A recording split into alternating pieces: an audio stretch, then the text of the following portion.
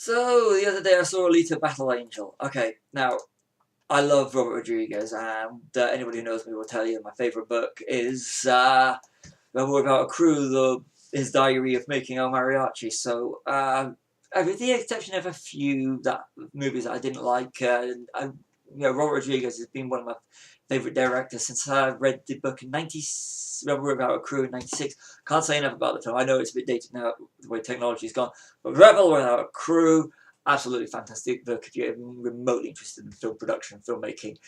Which, if you're watching in the Geek Room and this review, you probably are. So, click like and subscribe on the. But I'm going, of course, Alita Battle Angel. Which is, I found out after watching it when I was reading the credits. Always stick to the end of the credits, even though you don't really need to in this one, unless of course you love credits, because there is no post credits.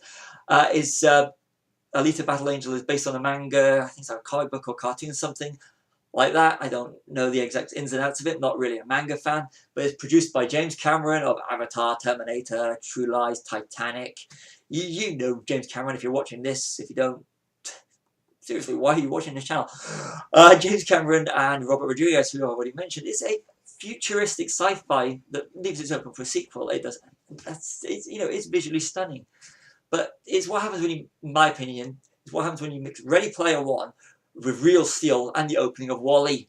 That's what it felt like to me. The color palette did, and it did feel very much like Ready Player One, and it just did have that vibe. It's not the same in any way in the storyline or anything, but it just did feel Ready Player One-ish.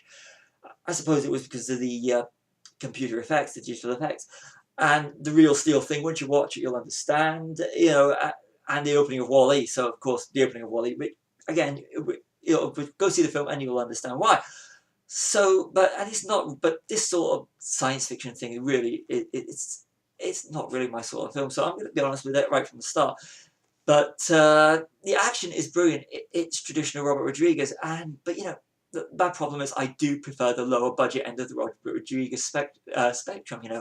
I like his, down and dirty, like your Dusk Till Dawns, Desperados, Once Upon a Time in Mexico, Sin City, stuff that's got his fingerprints right down to the soundtrack all over it.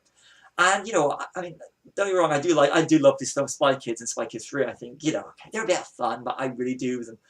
And I was waiting for Danny Trejo to turn up throughout the entire film, so he didn't, but... I was come on, Danny Trejo, just please make an appearance. But the casting of the film is very, very Robert Rodriguez, and that's one thing I did like about it, but it just didn't have that Robert Rodriguez feel with the budget, It felt like what The Faculty does compared to some of his other movies.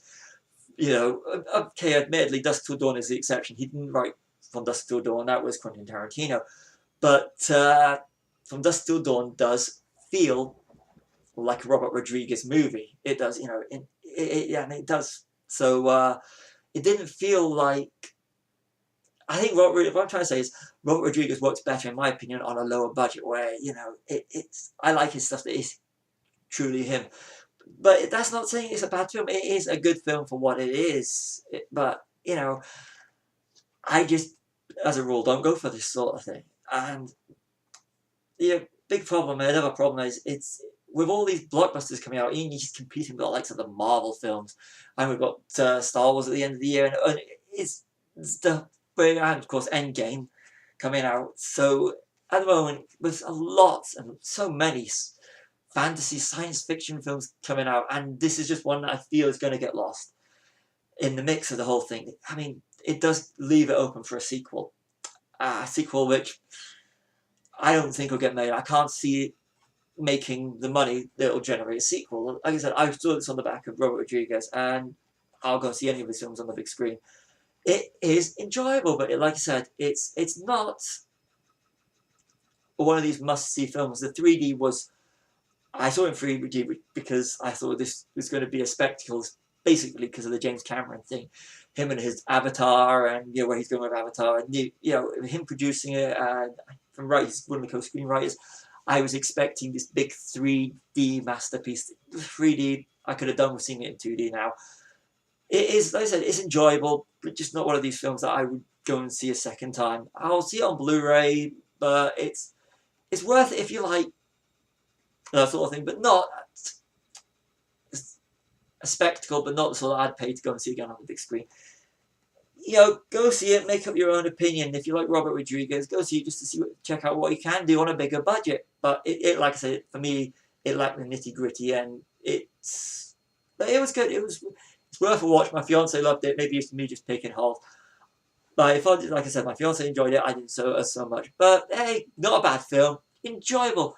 I've got worse. You could have got worse ways. You can waste 2 hours.